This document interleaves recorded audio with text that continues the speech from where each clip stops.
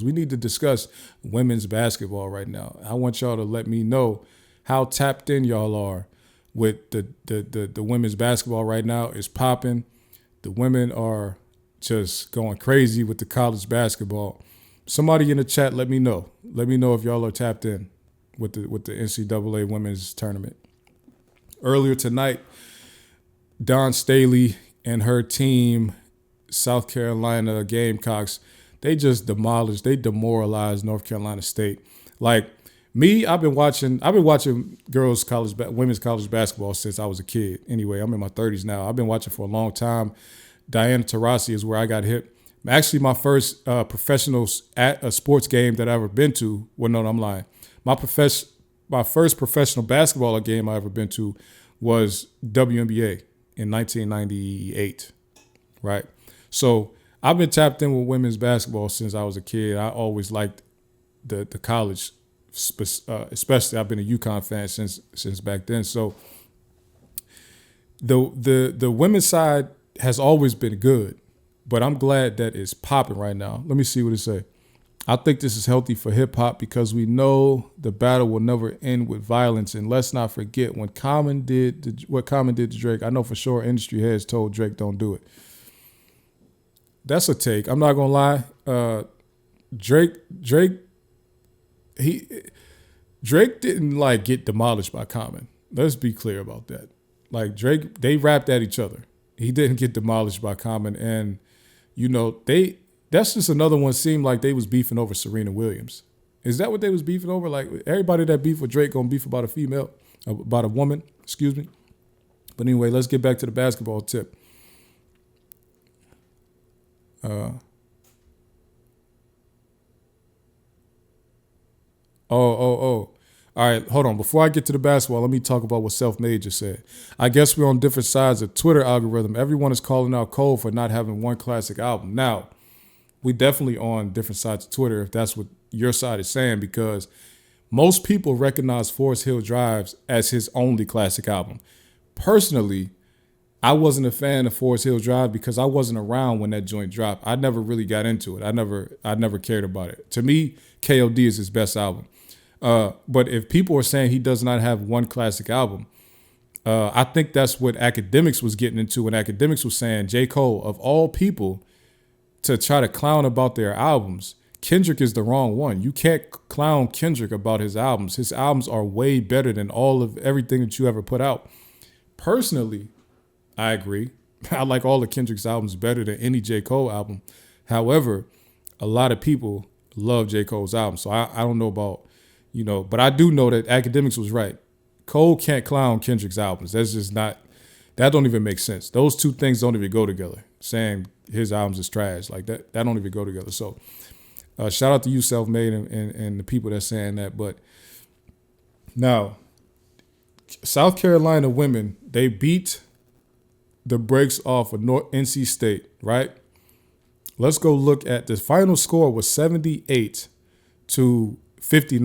So they went into halftime. It was only a 1-point game. The score was like 32-31. It was a 1-point game. They came in the third quarter. North Carolina State only scored 6 points in the whole third quarter. And the lead got broken wide open. South Carolina went up 20.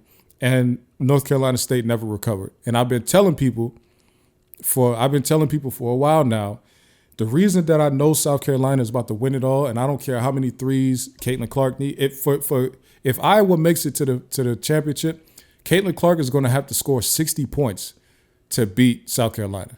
They won't be able to beat them if she don't score less than 60. I'm telling you, their defense is serious. They're not playing. They shut teams down, and they can put up points themselves. But their biggest asset is their defense. They shut stuff down. Watkins and Cardoso down low in the block. They not playing any games. They block. It's going to be a hard time anybody trying to put up shots in that paint. So Clark is going to have to score all of them points out there by half court and all that. And she's going to have to do it by herself because they're going to shut everybody else down. I'm telling you, they're going to make that lady score 60 points if they make it. So South Carolina, I predicted before the tournament started that they would be winning this whole thing. So right now it's the end of the third quarter in the Connecticut and Iowa game. I'm recording right now, so I'm not watching that game, which I'm a little bit annoyed at. I'm a little bit annoyed at because I love Connecticut, been loving them for a long time, but I do want to see how they are defending Caitlin Clark. It's a tie game at the end of the third quarter, 51-51. So that's a real nail biter going on that I'm missing. Let's look at the box score here. Let's see who's doing what. So, okay, Edwards and Buckers. So Edwards has 11 points, and Buckers, that's probably Beckers, has 14 points for UConn. And Caitlin Clark has been held to 13 points in the first three quarters. But Stokey has 19 points. So Caitlin Clark is getting some help. But see, this is the thing about what I was saying about about South Carolina. They're gonna. I don't see any, like, first of all, a forward is not getting up 19 points on Cardoso and Watkins.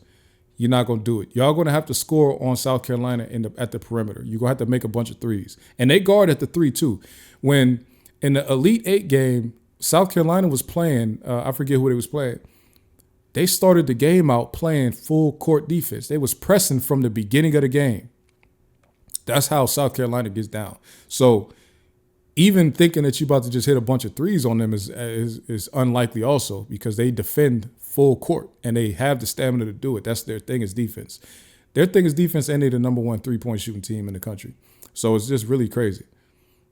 It's really crazy. So I can't wait to go see this fourth quarter, because I know it's getting heated up, skeeted up, beat it up, all that good stuff. But I did want to talk about real quick, and I predicted this too, and I don't know why people was arguing that it's not really a crazy prediction, but Angel Reese has declared for the WNBA draft. Now, I just thought it made the most sense. A lot of people were saying, why would she go to the WNBA when she's making all this money in the NIL deal? I don't think people realize what's going on with this. When they put those numbers out for the NIL deal, that's not a salary.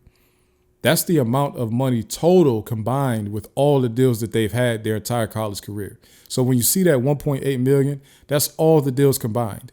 Since she's been eligible to make money, that's how much it has equated to, $1.8 million. So when you see this Caitlin Clark $3 million NIL, it's not one NIL deal. It's she's made that much money off of her name, image, likeness, right? Total, all the years combined.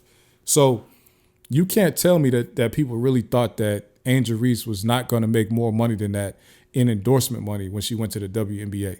People kept on saying, like, yo, WNBA salary is only this much money. And why are you comparing endorsement money in college to salary in WNBA? So when I say she's going to make more money in the WNBA, I'm talking about endorsement money. I'm talking about when she goes and gets one of those Nike or Puma or Adidas deals, it's going to be bigger than all the money she made in college combined. That's what I'm saying. And I believe that, and I don't even see how anybody can dispute that. When you have to look at the marketing landscape, you have to look at the influencer landscape, because these people are influencers also. You have to look at the influencer landscape. You have to look at what companies are doing with other athletes and other brands at that level. Angel Reese has a championship. She's now about to be a professional athlete, but she also has 2.7 million Instagram followers. Now we reference Instagram because that's a very visual thing. So that's where a lot of advertisers get a lot of their marketing done at, on visual platforms like Instagram. She has 2.7 million subscribers. Angel Reese has more followers. She has more followers on her Instagram than any WNBA team with all of their players combined. So take the most popular WNBA team, take all of their players and the team page, combine everything, the most popular, Angel Reese has more followers than them. Right? So her reach, just one shoe deal is going to bring, her reach is massive when it comes to women's basketball. Her reach is massive. So she's for sure, she's going to make 1.8 million on, like, maybe another Fashion Nova deal. You know what I'm saying? Like, once you get a Nike deal or anything like that. First of all, Sha'Carri Richardson has 3 million followers on Instagram. No gold medals, no championships of any sort. And she got a $20 million Nike deal. So that's the landscape that she's playing in. Somebody that is quote unquote controversial or polarizing or whatever you want to call it, but is a very good athlete that has a very substantial following and people, we're going to make her go viral every time she does anything. So that means anything she's wearing, anything she's promoting is going to go viral with her. These companies know that. If she has the right representation, Angel Reese is going to make a lot of money. Just like Caitlin Clark, they're going to make way more money. The funny thing is, right, when we was talking about, when people wanted to argue with me about Reese going to the WNBA and all that because she's going to make more money in college or whatever, they never said that about Caitlin Clark. Nobody ever said Caitlin Clark is not going to make that much money in the WNBA. They only was saying it about Angel Reese, and I'm just like, y'all know they both will get big endorsement deals. Like, both of them are stars. Both of them bring in tickets. Both of them bring eyeballs from media companies. When I was at the gym today, CNN was covering the women's Final Four. Of course, Angel Reese is not in it, but she's a major part of why so much coverage is happening with women's basketball right now, right? The rivalry or the feud or whatever you want to call it between Caitlin Clark and Angel Reese fueled a lot of the attention around that this year. You can't just put it on Clark. Like, it's not just Clark. It went viral because Angel Reese was taunting Clark. That was why it went viral. It wasn't just because, Caitlin Clark hit a bunch of threes. That wasn't what went viral. The taunting went viral. And Angel Reese winning a championship and traveling all over the country telling everybody how good women's basketball is. That's what goes viral. So put some respect on it. But you have a mock draft, right? And they're talking about what place they think people are going to go in. I'm going to read this real quick before I get up out of here. So they are predicting that Caitlin Clark will go number 1 to the Indiana Fever, which I can see that. Number 1 for sure. She's a shooter. I still think she need to take that big 3 contract. I mean, how you gonna turn down $5 million? Like, that's $5 million salary for 10 games. Like, why would you turn that down? It don't even make sense. And supposedly Lil Durk put another 5 on it and said, yo, I'll give you 10. Come to the big 3. So that's just a ridiculous amount of money for a women's basketball player. They're predicting number 2, the LA Sparks will pick Cameron Brink from Stanford. She's huge. She's tall. She's very good. She can do it all on the court. She averaged 17 points a game this year, 11 rebounds. She just did her thing. As a big person shooting 30% from the field, from three-point line, that's pretty good. So they think that Tennessee's Rakia Jackson will go number 3 to the Chicago Sky. If y'all know, if y'all probably see Tennessee play, if you watch the South Carolina games, Tennessee actually came very, very, very close to beating South Carolina. You know what's crazy how good South Carolina is? Tennessee is the only team that was really within double digits of them when they lost. They lost by like a few points, like 3 points or something like that. That was like the closest margin of victory for South Carolina at a home game. They were beating everybody by double digits, and Tennessee, like, they came close. But shout out to, and that's, I guess, because Rakia Jackson is fire. She's a shooter, and she's nice. Number 4, they're thinking that the Los Angeles Sparks are going to get Camila Cardoso from South Carolina. Everybody is familiar with her.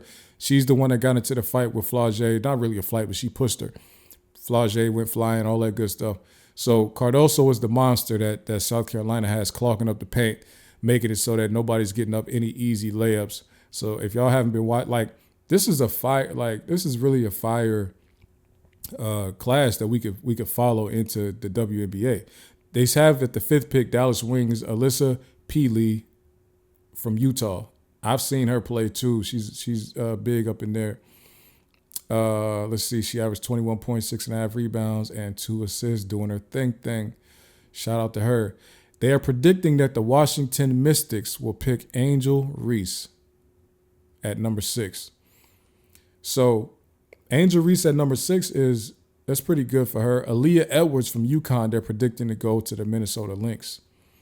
I think that it is 100% on the WNBA to figure out a way to market these people, market the incoming people, and figure out a better way to market the people that's already in your league. Like, what are y'all doing? Why is the NCAA doing such a good job, such a better job marketing their women than the WNBA? Your whole thing is around women. Like, find a better way to market or copy whatever the NCAA is doing.